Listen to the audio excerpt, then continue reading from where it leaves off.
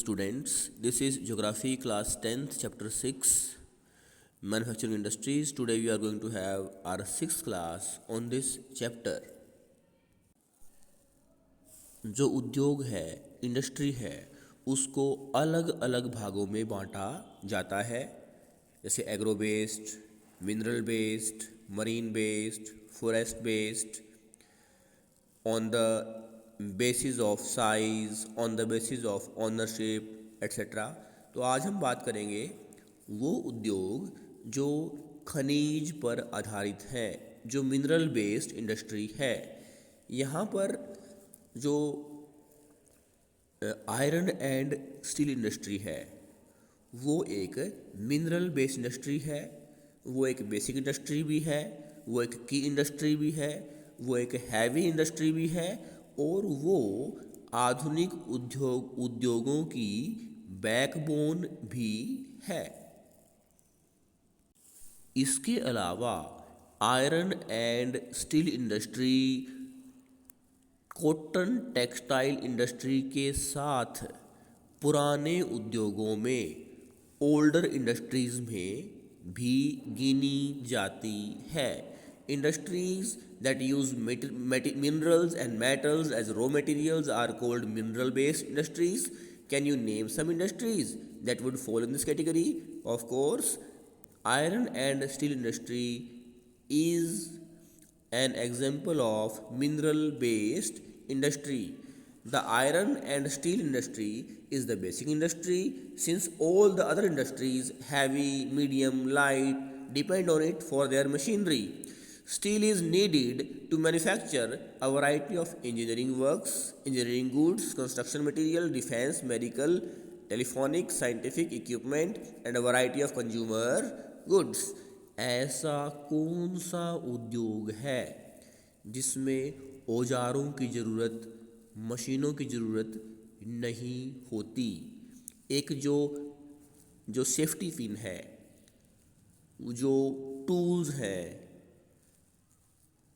वो सब में स्टील का प्रयोग किया जाता है। हम घर में बर्तन प्रयोग करते हैं, उनमें स्टील का प्रयोग होता है। जो स्टील है वो एक ऐसी धातु है जिसके साथ आप निकल, कॉपर, एल्यूमिनियम यूज़ करते हैं और उसे और उपयोगी एलॉय के रूप में आपके सामने देखते हैं। Production and consumption of steel is often regarded as the index of a country's development. क्या आपने इमेजिन किया है कि जो मिनरल है, जो खनिज पदार्थ है, यहाँ तक हम बात करें कि लिक्विड गोल्ड की बात करें, हम पेट्रोलियम की बात करें, तो उसको भी ज़मीन से निकालने के लिए, कोयले को भी खुदाई से निकालने के लिए भी जो टूल्स हैं, जो मशीनरी है, उनका प्रयोग किया जाता है। अब तक आपने समझा कि जैसे उद्योग और एग्रीकल्चर साथ साथ ग्रो करते हैं, ठीक वैसे ही इंडस्ट्रियलाइजेशन और अर्बनाइजेशन, औद्योगिकरण और शहरीकरण साथ साथ आगे बढ़ते हैं। ऐसे ही वो देश जहाँ पर स्टील का उत्पादन और कंजम्पशन जिस अनुपात में होता है, उसी अनुपात में उस देश का विकास आंका जा सकता है। अगर ज़्यादा कंजम्पशन, ज़्यादा प्रोडक्शन, ज़्यादा डेवलपमेंट, क्योंकि हम आधुनिक युग में 21वीं शताब्दी में जी रहे हैं जहाँ हर चीज़ मशीनों से होती है। ये मशीनों का युग है, विज्ञान का युग, तकनीक का युग है। Iron and steel is a heavy industry because all the raw materials as well as finished goods are heavy and bulky, entailing heavy transportation costs. Iron और स्टील इंडस्ट्री को हैवी इंडस्ट्री के साथ साथ बल्कि इंडस्ट्री भी कहते हैं, क्योंकि जो कच्चा माल है और जो तैयार माल है, दोनों बहुत भारी होते हैं और उनको डिमांड लोकल से सप्लाई लोकल तक ले जाने के लिए या तैयार माल को बाज़ार तक लेके जाने के लिए बहुत ज़्यादा यातायात संबंधी खर्च वहन करना पड़ता है। Iron ore, coking coal and limestone are required in the ratio of approximately 4:1। Iron ore वो चट्टान है जिससे लोहा निकाला जाता है। आयरन ओर को लौह अयस्क कहा जाता है। इसके अलावा कोकिंग कोल और लाइमस्टोन का उपयोग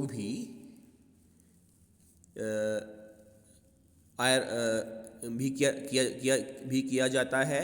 4 गुना आयरन ओर, 2 गुना कुकिंग कोल और 1 पार्ट जिसका है वो चूना पत्थर या लाइमस्टोन का प्रयोग किया जाता है।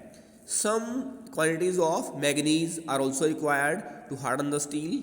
इसके अलावा जो मैग्नीज है, जो मिनरल है, उसका प्रयोग भी स्टील को और ज़्यादा कठोर बनाने के लिए प्रयोग किया जाता है। Where should the steel plants be ideally located? Remember that the finished products also need an efficient transport network for the distribution to the markets and consumers। कोई भी लोहा इस्पात उद्योग को स्थापित करना है तो उसके लिए एक आदर्श स्थान क्या हो सकता है? Obviously iron and steel industry के लिए न केवल रॉ मटेरियल बल्कि जो फाइनल गुड है, जो कंज्यूमर गुड है, दोनों भारी होते हैं और दोनों को लाने ले जाने के लिए यातायात के साधनों की आवश्यकता होती है। तो जो ट्रांसपोर्टेशन का नेटवर्क है वो बहुत ज़रूरी है। इन 2019 with 111 million tons of crude steel production, India ranked second among the world crude steel producers. It is the largest producer of sponge iron. In 2019, per capita consumption of finished steel in the country was only around 74.3 kg per annum against the world average of 229.3 kg। अगर हम बात करें हमारे देश के कुल इस्पात उत्पादन की, तो 2015-16 और 16-17 में इसका उत्पादन ज़्यादा हुआ है। 17-18 में 126.85 मिलियन टन हुआ है, लेकिन उसके बाद 18-19 और 19-20 में इसका उत्पादन में गिरावट आई है। फिर भी हम देखें कि 2019 में भारत का दुनिया के कुल कच्चे इस्पात के उत्पादन में दूसरा स्थान रहा है।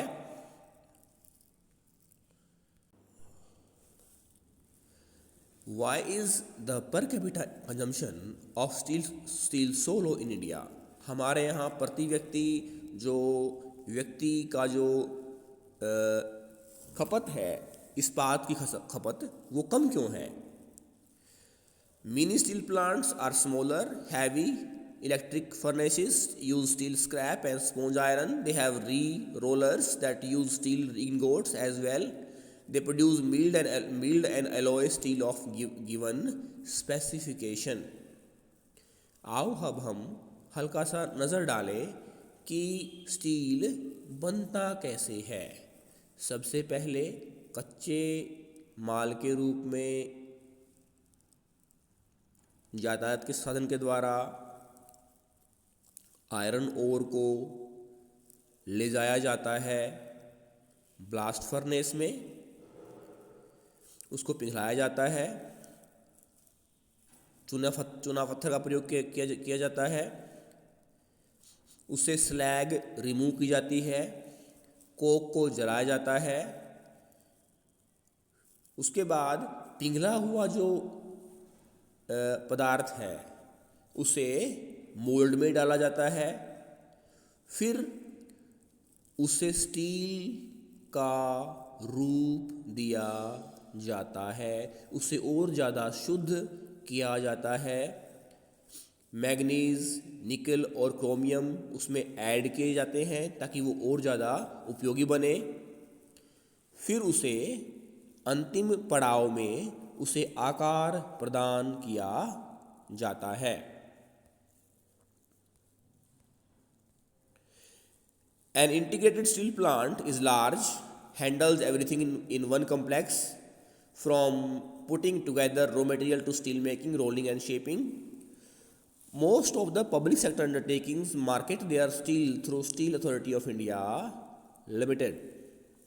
Steel Authority of India Limited एक पब्लिक सेक्टर एंटरप्राइज है। In the 1950s, China and India produced almost the same quantity of steel. Today, China is the largest producer of steel. China is also the world's largest consumer of steel. 1950 की बात करें, आज़ादी के बाद की बात करें, तो एक समय चाइना जो दुनिया का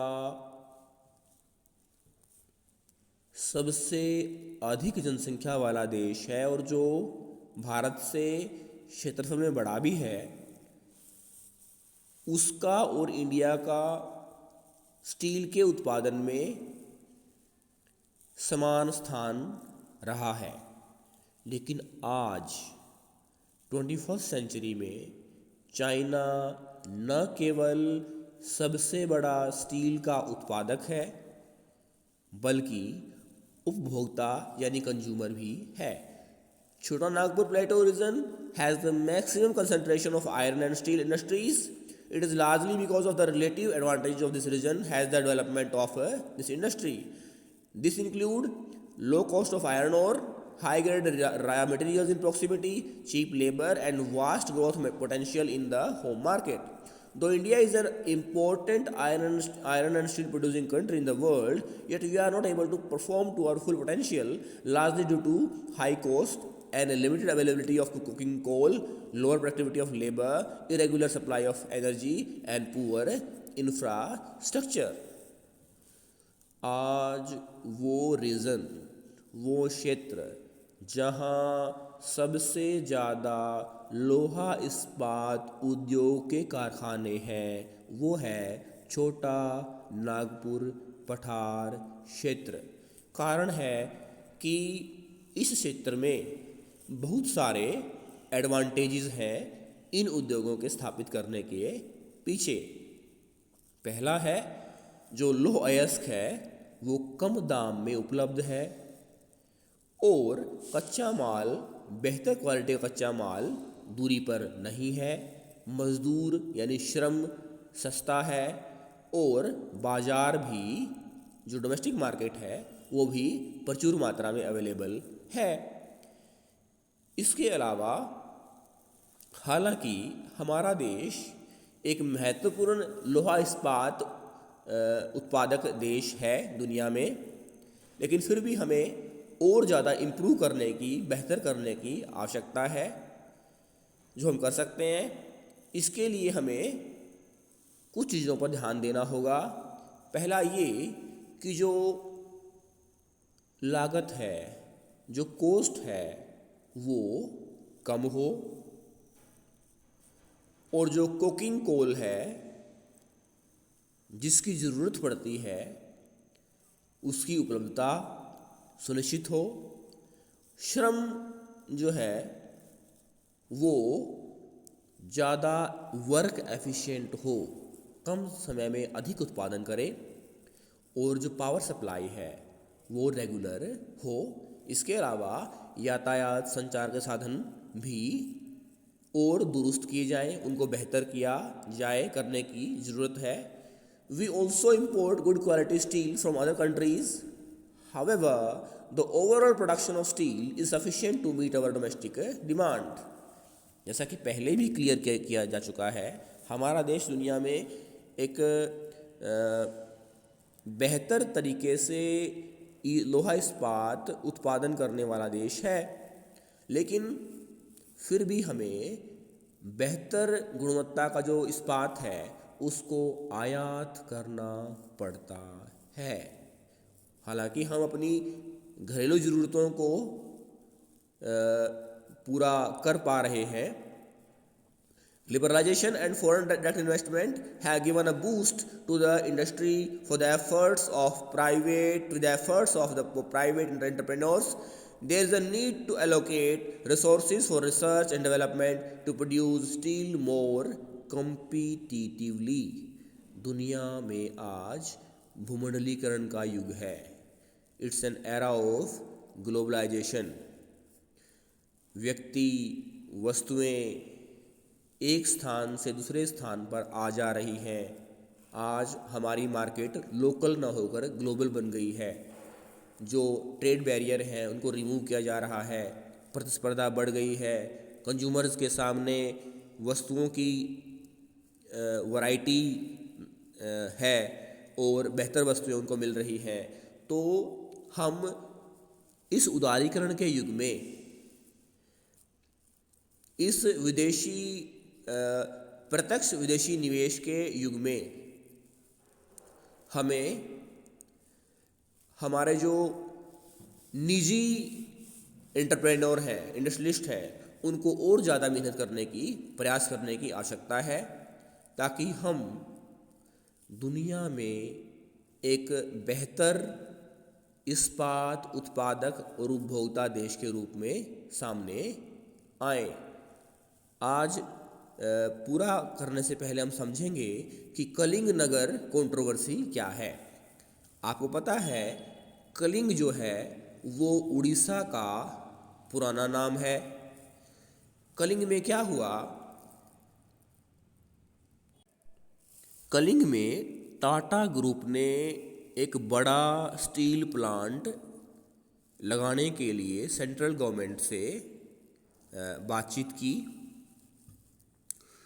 और अगर एक बड़ा स्टील प्लांट कलिंग नगर में यानी उड़ीसा में लगता है तो जो उड़ीसा के जो आदिवासी लोग हैं, ट्राइबल पीपल हैं, उन्हें वहाँ से बाहर जाना पड़ेगा. उनकी जीविका खतरे में हो जाएगी और उनको विस्थापित किया जाएगा.